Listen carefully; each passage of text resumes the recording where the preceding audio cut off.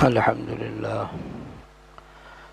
لله نحمده ونستعينه ونستغفره ونؤمن به ونتوكل عليه ونعوذ بالله من شرور أنفسنا ومن سيئات أعمالنا من يهده الله فلا مضل له ومن يضلله فلا هادي له وأشهد أن لا إله إلا الله وحده لا شريك له وأشهد أن سيدنا ونبينا ومولانا محمدا عبده ورسوله صلى الله تعالى عليه وعلى آله وأصحابه وبارك وسلم تسليما كثيرا أما بعد فأعوذ بالله من الشيطان الرجيم بسم الله الرحمن الرحيم تتجافى جنوبهم عن المضاجع يدعون ربهم خوفا وطمعا ومما رزقناهم ينفقون صدق اللہ العظیم۔ میرے قابل احترام بزرگوں،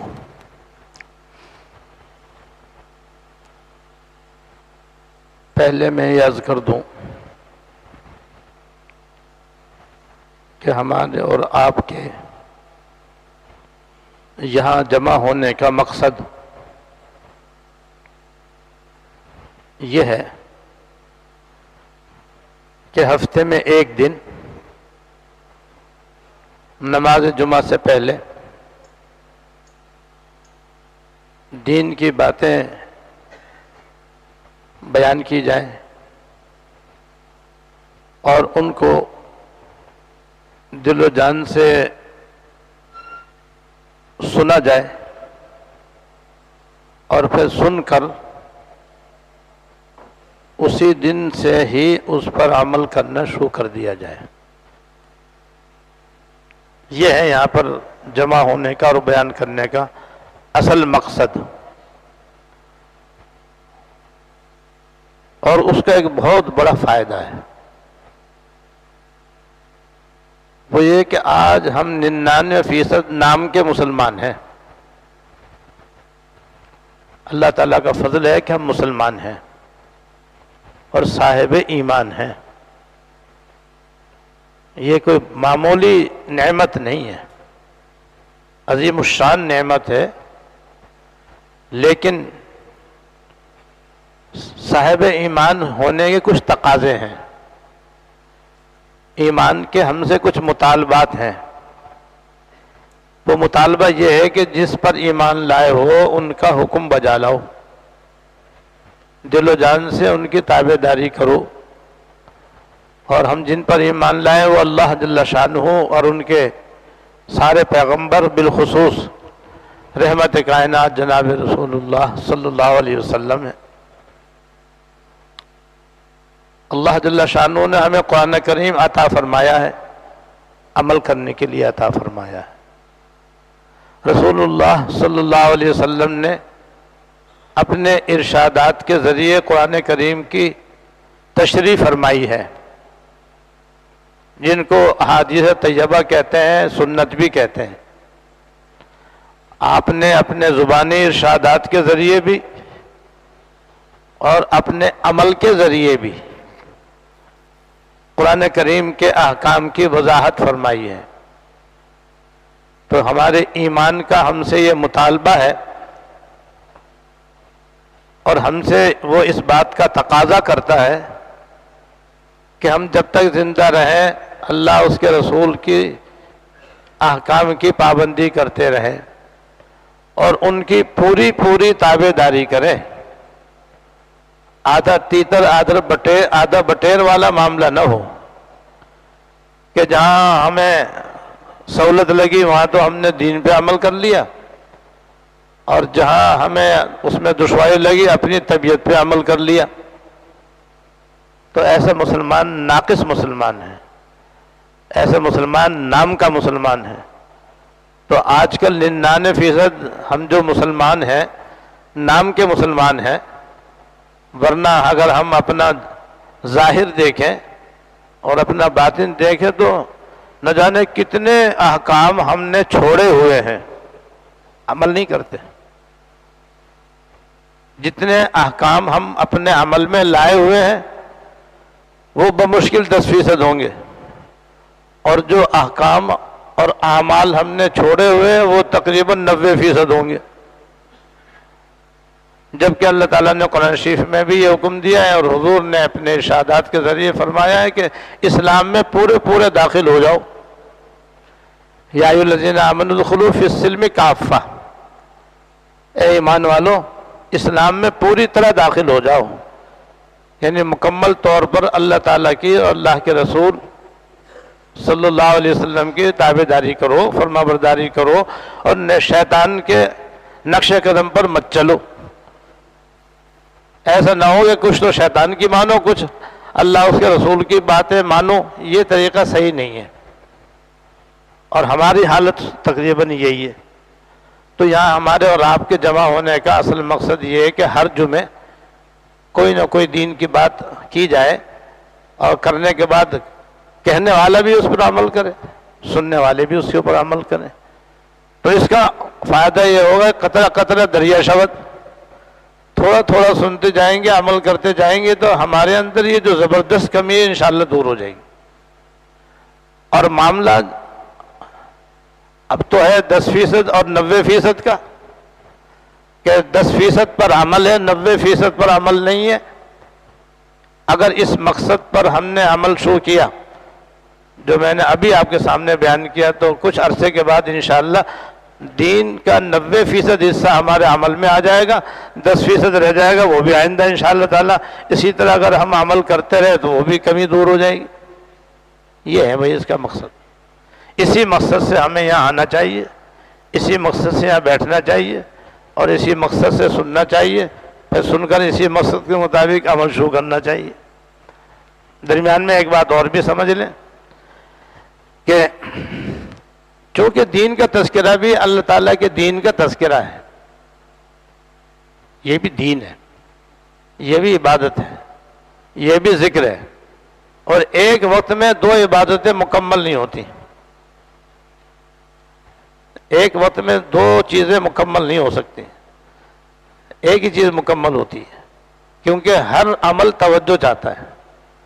جب توجہ چاہتا ہے تو ایک عمل کریں گے تو ایک کی طرف پوری توجہ ہوگی، اور اگر ایک وقت میں 2 عمل کریں گے تو توجہ بڑھ جائے گی، آدھی ہوگی آدھی نہیں ہوگی، آدھی ادھر ہوگی آدھی ادھر ہوگی. تو بعض لوگ جب بیان ہوتا ہے تو ذکر بھی کرتے رہتے ہیں، بیان بھی سنتے رہتے ہیں. تو یہ نہیں کرنا چاہیے. جو کچھ وہ ذکر کر رہے ہیں وہ بھی ذکر ہے، اور جو بیان ہو رہا ہے اور آپ سن رہے ہیں یہ بھی ذکر ہے، اور یہ اس سے اہم ہے.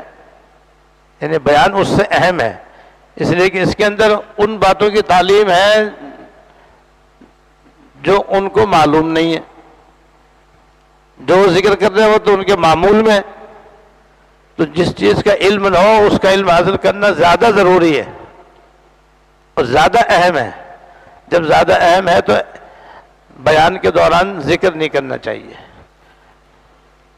نوافل نہیں پڑھنے چاہیے، تلاوت نہیں کرنی چاہیے. اگرچہ جائز ہے، اگرچہ جائز ہے، لیکن وہ نامکمل ہے. مکمل کام کرنا چاہیے، اعلیٰ کام کرنا چاہیے. اعلیٰ یہ کہ بیان کو سنیں اور عمل کی نیت سے سنیں اور پوری توجہ رکھیں. اسی طرح جیسے نماز میں ہوتا ہے، ذکر میں ہوتا ہے، تلاوت میں ہوتا ہے کہ تھوڑی دیر نماز میں دھیان رہتا ہے پھر غائب ہو جاتا ہے. بیان میں بھی ایسے ہی ہوگا، سنتے سنتے یا تو کسی کو نیند آنے لگے گی وہ سونا شروع کر دے گا، یا اونگ آنے لگے گی وہ اونگنا شروع کر دے گا، یا ذہن اس کا اپنی دکان پہ چلا جائے گا یا ملازمت پہ چلا جائے گا، بیٹھا یہاں پر ہے اور ذہن اس کا دکان پر ہے، کاروبار کے اندر ہے، فیکٹری میں ہے، گھر میں ہے، بازار میں ہے، ذہن وہاں گھوم رہا ہے اور بیچارہ جسم یہاں بیٹھا ہوا ہے۔ تو ایسا بھی ہوتا ہے، اور غیر اختیاری ہوتا ہے تو اس میں کوئی قباحت بھی نہیں ہے، کیونکہ انسان غیر اختیاری چیز کا مکلف نہیں ہے۔ ہاں اپنے اختیار سے ذہن لگانا چاہیے۔ ہماری اختیار میں یہ ہے کہ ادھر ادھر اگر ذہن چلا جائے تو ادھر ادھر سے ذہن کو ہٹا کر بیان کی طرف لگاتے رہیں۔ یہی طریقہ نماز کے اندر بھی ہے، یہی طریقہ ذکر کے اندر بھی ہے، یہی طریقہ تلاوت کے اندر بھی ہے۔ لہذا بیان کے دوران بھی اگر ذہن ادھر ادھر جائے تو اس کو وہاں سے ہٹا کر ذکر کی طرف لگاتے رہیں۔ ایسے جس کو نیند آ رہی ہو یا جسے اونگ آ رہی ہو تو وہ بھی اپنی نیند کا اور اونگ کا علاج کرے، اور اس کا یہ ہے کہ کئی طریقے ہیں اس کے۔ ایک تو یہ کہ ٹھنڈا پانی اپنی آنکھوں پر لگاتا رہے، جب ٹھنڈا پانی لے گا تو خود بخود آنکھیں روشن ہو جائیں گی، یا پھر منہ کے اندر الائچی رکھ لے اور اس کو چباتا رہے۔ چبانے سے بھی انسان کی آنکھیں کھلتی، کھانے سے انسان کے دماغ روشن ہوتا ہے۔ تو اپنی ایسی کوشش کرنی چاہیے۔ تو جیسے نماز کے دوران سونا اچھا نہیں ہے، دوران تلاوت لٹکے لینا اچھا نہیں ہے، بیان کے دوران سونا بھی اچھا نہیں ہے۔ یہ تو وہی تمہید ہو گئی۔ اب آج میں ایک دوسرا موضوع شروع کرنا چاہتا ہوں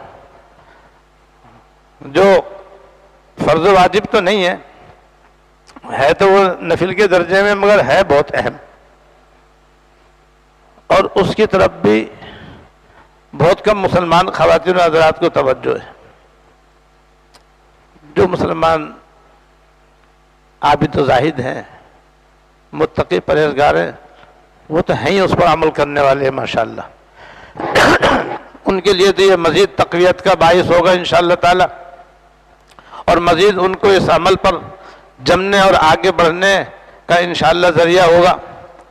لیکن تقریباً 95% مسلمان ان سے یا تو واقف نہیں ہے، یا واقف ہیں تو اہمیت نہیں ہے، اور جب اہمیت نہیں تو عمل بھی نہیں ہے۔ وہ یہ ہے کہ اللہ تعالیٰ نے جو عبادات ہم پر مقرر فرمائی ہیں، اور عبادات کے لیے اللہ تعالیٰ نے ہمیں پیدا کیا ہے۔ وَمَا خَلَقْتُ الْجِنَّ وَالْإِنسَ إِلَّا لِيَعْبُدُونِ میں اللہ پاک نے فرما دیا کہ ہم نے انسان کو اور جنات کو صرف اپنی عبادت کے لیے پیدا کیا ہے۔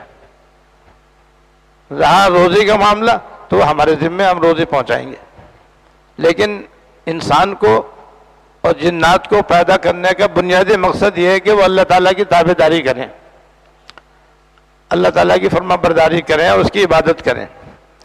تو عبادت کی پھر دو قسمیں ہیں، فرض و واجب، سنن و نوافل۔ فرض و واجب اور سنن و نوافل۔ فرض نمازیں سبھی کو معلوم ہے، جیسے روزانہ 5 نمازیں فرض ہیں۔ واجب نمازیں جیسے کہ فطر کی نماز ہے، عید الفطر کی نماز ہے، بقرعید کی نماز ہے، یہ واجب ہے۔ تو یہ تو واجب ہے، یہ تو پڑھنی چاہیے، یہ تو پڑھنی ہے۔ جو نہیں پڑھتا ہے تو وہ تو بڑا سخت گنہگار ہے اور اللہ تعالیٰ کا سخت نافرمان ہے، اور فرض نمازیں نہ پڑھنے والے کے لیے سخت عذاب ہے، اللہ بچا۔ ایک روایت میں ہے کہ جو آدمی فرض نماز نہیں پڑھتا ہے اور بلا عذر دیدہ دانستہ قضا کرتا ہے تو اسے 15 قسم کا عذاب ہوگا، اسے 15 قسم کا عذاب ہوگا، اللہ بچائے۔ میں اس کی تفصیل ابھی نہیں بیان کروں گا کیونکہ ابھی میرا یہ موضوع نہیں ہے، لیکن میں اجمالاً بتلا رہا ہوں۔ اور ایک روایت میں اس میں جو عذاب مذکور ہے فرض نماز نہ پڑھنے والوں کے لیے، فرض واجب نماز بلا عذر چھوڑنے والوں کے لیے، کہ ان کو جہنم کے اندر 83 سال 4 مہینے جلایا جائے گا۔ بلکہ اس سے بھی زیادہ تعداد ہے جو اس وقت مجھے ابھی پوری طرح ذہن میں آ نہیں رہی۔ تو ان کو ایک طویل عرصے تک جہنم کی آگ میں جلایا جائے گا جو دنیا میں فرض نمازیں نہیں پڑھتے۔ لہذا جو فرض نمازیں پڑھتے ہیں انہیں چاہیے کہ وہ اور زیادہ بہتر سے بہتر کامل طریقے سے نمازیں ادا کرنے کا اہتمام کریں۔ تو کچھ نمازیں، کچھ عبادتیں تو اللہ تعالیٰ نے فرض و واجب مقرر فرمائی ہیں، اور کچھ عبادتیں اللہ تعالیٰ نے فرض و واجب مقرر نہیں فرمائی۔ فرض و واجب نہیں ہے، وہ سنت یا نفل ہے۔ سنت میں سنت موقدہ بھی آ گئی، سنت غیر موقدہ بھی آ گئی۔ جیسے نماز کے اندر روزانہ ہم 12 رکعتیں سنت موقدہ پڑھتے ہیں، پانچوں نمازوں کی ساری سنت موقدہ اگر ہم ملائیں گے تو وہ 12 ہے، اور 8 رکعتیں سنت غیر موقدہ ہے، باقی سب نوافل ہیں۔ تو آج میں نوافل کا بیان شروع کرنا چاہتا ہوں، اس لیے کہ عرصہ دراز سے بعض مسلمانوں کے ذہنوں کے اندر شیطان نے یہ بات بٹھا دی ہے، یا اپنی جہالت کی وجہ سے وہ یہ سمجھتے ہیں کہ نوافل تو نوافل ہیں، پڑھو تو پڑھو، نہیں تو نہیں پڑھو۔ اس لیے اکثر مسلمان نوافل نہیں پڑھتے، اکثر مسلمان نفلیں نہیں پڑھتے، جو بہت بڑی کوتاہی ہے۔ بے شک درجے کے اعتبار سے وہ فرض نہیں ہے، بے شک درجے کے اعتبار سے وہ واجب نہیں ہے، لیکن فضیلت کے اعتبار سے بڑی عظیم الشان ہے، اور ہماری جو آخرت کی ضرورت ہے اس کے لحاظ سے نہایت ہی اہم ہے۔ چنانچہ جتنی بھی نفل نمازیں ہیں ان سب کی 2 فضیلتیں عام ہیں، اور ان کی الگ الگ فضیلتیں خاص بھی ہیں۔ وہ خاص فضیلتیں انشاءاللہ تعالی بعد میں بیان کی جائیں گی۔ آج میں تمام نوافل کی اور تمام نفلی عبادتوں کی، نفلی عبادتوں کے اندر نماز کے علاوہ دیگر نفلی عبادتیں بھی آ گئیں، جیسے تلاوت کرنا، ذکر کرنا، صدقہ کرنا، اور نفلی روزے رکھنا، نفلی حج کرنا، نفلی عمرہ کرنا۔ تو نفل عبادتوں کی 2 عام فضیلتیں ہیں، اور باقی ہر ایک کی الگ الگ خاص خاص فضیلتیں بھی ہیں۔ تو 2 عام فضیلتیں یہ ہیں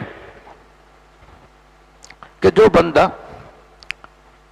اللہ جل شانہ کی رضا کے لیے، جو بندہ اللہ تعالیٰ کی رضا کے لیے اخلاص کے ساتھ سنت کے مطابق، یہ باتیں یاد رکھیں، طریقہ سنت کے مطابق ہو، دل میں اخلاص ہو، نیت اللہ تعالیٰ کو راضی کرنے کی ہو فقط،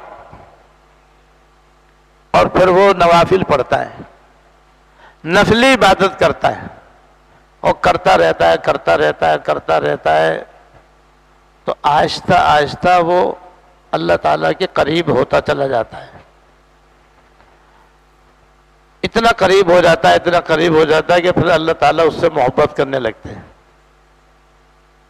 اور اللہ جل شانہ کا کسی بندے سے محبت کرنا کتنی بڑی فضیلت ہے، اور اس بندے کی کتنی بڑی سعادت ہے۔ ہم کیا اور ہماری حقیقت کیا، اور ہم کون اور ہماری کیا حیثیت کہ اللہ جل شانہ ہم سے محبت کریں۔ ہم محتاج محض، وہ مستغنی محض، انہیں ہماری ذرہ برابر کوئی ضرورت نہیں، ہماری عبادت کی ان کو ذرہ برابر کوئی ضرورت نہیں، لیکن اس کے باوجود وہ اتنے مہربان ہیں اور اس قدر رحمان و رحیم ہے کہ ہم جیسے نہ ذرے کے برابر کوئی حیثیت، لاشے محض، لیکن ہماری اس ٹوٹی پھوٹی لنگڑی لولی نفلی عبادت پر بھی وہ ہم سے محبت فرمانے لگتے ہیں اور کرتے رہتے ہیں، یہاں تک کہ پھر اللہ تعالیٰ جبرائیل امین سے فرماتے ہیں کہ دنیا میں فلاں بندہ یا فلاں بندی جو نفل عبادت کر رہے ہیں میں ان سے محبت کرتا ہوں، تم بھی کرو۔ وہ بھی محبت کرتے ہیں۔ پھر اس کے بعد اللہ باقی 3 فرشتے جو بڑے فرشتے کہلاتے ہیں ان کو بھی کہا جاتا ہے کہ تم بھی ان سے محبت کرو۔ پھر جبرائیل علیہ السلام، میکائیل علیہ السلام، اسرافیل علیہ السلام، عزرائیل علیہ السلام، یہ ہیں 4 بڑے بڑے فرشتے، جن کے نیچے اور ماتھے لاکھوں فرشتے ہیں، وہ محبت کرتے ہیں۔ اور ادھر دنیا میں وہ اللہ کا بندہ، اللہ کے بندی، نفل عبادت 3 باتوں کے ساتھ، سنت کے مطابق، اخلاص سے، اللہ تعالیٰ کی رضا کے خاطر کرتا رہتا ہے، تو پھر 7ویں آسمان والے اس سے محبت کرتے ہیں۔ یعنی 7ویں آسمان پر جتنے فرشتے ہیں، اور آسمانوں میں لاکھوں فرشتے ہیں۔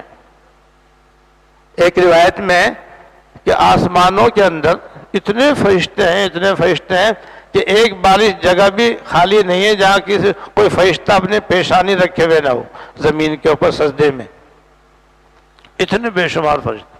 اور ایک روایت میں ہے کہ فرشتے اتنے ہیں آسمانوں پر کہ یہ اتنا لمبا چوڑا آسمان اور اتنا مضبوط ترین آسمان، یہ بھی ان کی وزن سے چڑھ چڑھ بولتا ہے۔ جیسے شیطیروں والی چھتیں دیکھی ہیں آپ لوگوں نے کبھی؟ پہلے گھروں کے اندر شیطیر والی چھتیں ہوتی تھی، اور اس کے اوپر پھوس کی اور گھاس کی چھت ہوتی تھی، اور کڑیاں ہوتی تھی اور شیطیر ہوتے تھے۔ تو زیادہ آدمی چھت پہ چڑھتے تھے تو وہ چوں چوں بولتی تھی، تو کہتے بھائی نیچے آ جاؤ بھائی، چھت بول رہی ہے کہ بھی گر نہ جائے۔ تو حدیث میں آتا ہے کہ فرشتوں کے وزن کی وجہ سے یہ اتنا اونچا آسمان جو ہے وہ بھی چڑھ چڑھ بولتا ہے، اتنے ہیں فرشتے۔ تو 7ویں آسمان کے سارے فرشتے پھر اس سے محبت کرتے ہیں۔ پھر چھٹے والے آسمان والے، اس کے بعد پھر 5ویں آسمان والے، پھر چوتھے، پھر تیسرے، پھر دوسرے، پھر جو دنیا کا آسمان ہے اس پر جو فرشتے ہیں وہ محبت کرتے ہیں۔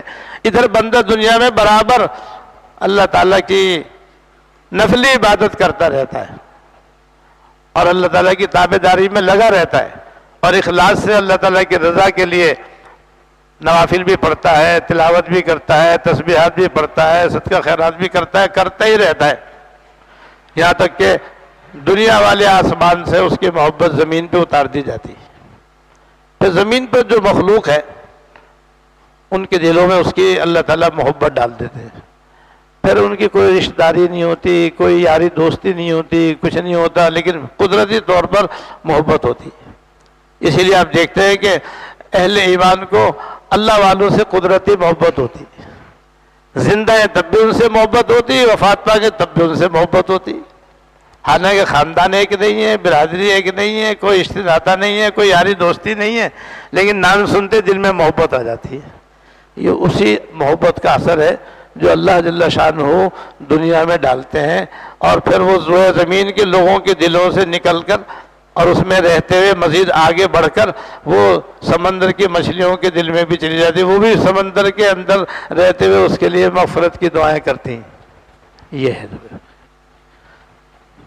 یاد رکھو، فرض نمازوں سے بھی، واجب نمازوں سے بھی بندے کو اللہ تعالیٰ قرب حاصل ہوتا ہے، اور نوافل سے بڑھ کر اس سے قرب حاصل ہوتا ہے، لیکن وہ تو بھائی پڑھنے فرائض تو ادا کرنے ہی کرنے، نہیں ادا کریں گے تو اس کا تو عذاب ہے، اس کی تو پکڑ ہے، نوافل کی پکڑ نہیں ہے۔ اس لیے یہ فائدہ جو نوافل کے اللہ پاک نے رکھا ہے، اس لیے خاص رکھا ہے کہ نوافل بھی ہم اسی طرح ادا کریں جیسے فرائض پابندی کے ساتھ ادا کرتے ہیں۔ نوافل پر بھی ہماری ایسی پابندی ہونی چاہیے جیسے فرائض کی پابندی ہے۔ ہاں، درجے کا فرق ہے، فرض فرض ہے، واجب واجب ہے، سنت سنت ہے، نفل نفل ہے۔ نفل کو نفل کے درجے میں رکھتے ہوئے پابندی کرے گا تو وہ اللہ تعالیٰ کا محبوب بن جائے گا انشاءاللہ تعالیٰ۔ اور دوسرا فائدہ یہ ہے کہ قیامت کا دن برحق ہے اور حساب بھی برحق ہے۔ جب حساب برحق ہے تو اللہ تعالیٰ سے دعا کرنی چاہیے کہ اللہ تعالیٰ ہمارے ساتھ آسان حساب کا معاملہ فرمائے۔ اس لیے حدیث میں یہ دعا سکھائی گئی ہے، یہ دعا یاد کر لیں اور مانگا کریں، اللہم حاسبنی حسابا یسیرا، اللہم حاسبنی حسابا یسیرا، یا اللہ میرا آسان حساب لینا، یا اللہ میرا حساب آسان لینا، اس لیے کہ بغیر آسان حساب کے بخشش مشکل ہے، اس لیے یہ دعا سکھائی گئی ہے۔ تو حساب تو برحق ہے۔ اب ہوگا یہ کہ عبادات میں سب سے پہلے قیامت کے دن نماز کے بارے میں حساب لیا جائے گا، فرض نمازوں کے بارے میں حساب ہوگا پہلے، فرض و واجبی نمازوں کا سب سے پہلے حساب ہوگا عبادات میں، کیونکہ یہ عبادات میں سب سے زیادہ اہم ہے۔ اب اگر کسی کی نماز فرض نمازیں مکمل نکلی تو حدیث میں آتا ہے کہ پھر باقی منزلوں سے بھی وہ آسانی کے ساتھ پار ہو جائے گا انشاءاللہ تعالی۔ جو نماز میں پاس نکلا روزے میں پاس نکلے گا، زکوٰۃ میں بھی پاس نکلے گا، حج میں بھی پاس نکلے گا، دیگر عبادتوں میں بھی وہ پاس ہو جائے گا، اور اس طریقے سے اس حساب میں وہ کامیاب ہو جائے گا۔ اور خدا نخواستہ اگر وہ نماز کے اندر اٹک گیا، یعنی اس کی نماز ناقص نکلی، فرض نمازیں اس نے پڑھی ہی نہیں، یا پڑھی لیکن صحیح طریقے سے نہیں پڑھی، جس کی وجہ سے وہ قابل قبول نہ ہوئی، ناقص اور ناتمام ہونے کی وجہ سے وہ اللہ تعالیٰ کے یہاں منظور نہ ہوئی، تو یہ بڑا کٹھن مسئلہ ہوگا۔ لیکن قیامت کے دن اللہ تعالیٰ اپنی 100% رحمتوں سے درگزر کا معاملہ بھی فرمائیں گے، لہذا اپنی رحمت کے صدقے فرشتوں سے یہ کہیں گے کہ بھئی بے شک یہ نماز کے اندر تو فیل ہو گیا، فرض نمازیں اس نے صحیح نہیں پڑھی، تو اب ایسا کرو اس کے نامہ اعمال میں دیکھو کہ نفلی عبادت بھی ہے یا نہیں۔ تو اگر اس نے دنیا میں نوافل پڑھے ہوں گے، تسبیحات پڑھی ہوں گی، نفلی روزے رکھے ہوں گے، نفلی صدقہ کیا ہوگا، اور دوسری نفل عبادتیں کی ہوں گی، تو وہ پیش کر دی جائیں گی، اور ان سے فرائض کی کمی کوتاہی دور کر دی جائے گی، اور وہ فرائض واجبات میں اس طرح سے کامیاب ہو جائے گا، اور کامیاب ہو کر کے جہنم کے عذاب سے بچ جائے گا۔ یہ ہے اس کا فائدہ۔ تو یہ دو عمومی فائدے ہیں۔ اس بنا پر ہم سب کو چاہیے کہ ہم روزمرہ کی زندگی میں جو مشہور نفلی عبادتیں ہیں سبھی کا اہتمام رکھیں، مگر 3 باتوں کے ساتھ۔ ایک تو طریقہ اس کے اندر جائز ہو، شریعت کے مطابق ہو، سنت کے مطابق ہو، اور اخلاص ہو، اور تیسرے نیت اللہ تعالیٰ کو راضی کرنے کی ہو، بس۔ پھر جو بھی ہو کرے، جس میں سے نوافل کا بھی ہمیں اہتمام کرنا چاہیے۔ ان کی تفصیل پھر میں انشاءاللہ تعالیٰ آئندہ جمعہ عرض کروں گا۔ اللہ تعالیٰ مجھے بھی اور آپ کو بھی جمع ہونے کی، سننے سنانے کی توفیق دے، اور آخر میں عمل کی بھی توفیق عطا فرمائے۔ وآخر دعوانا الحمدللہ۔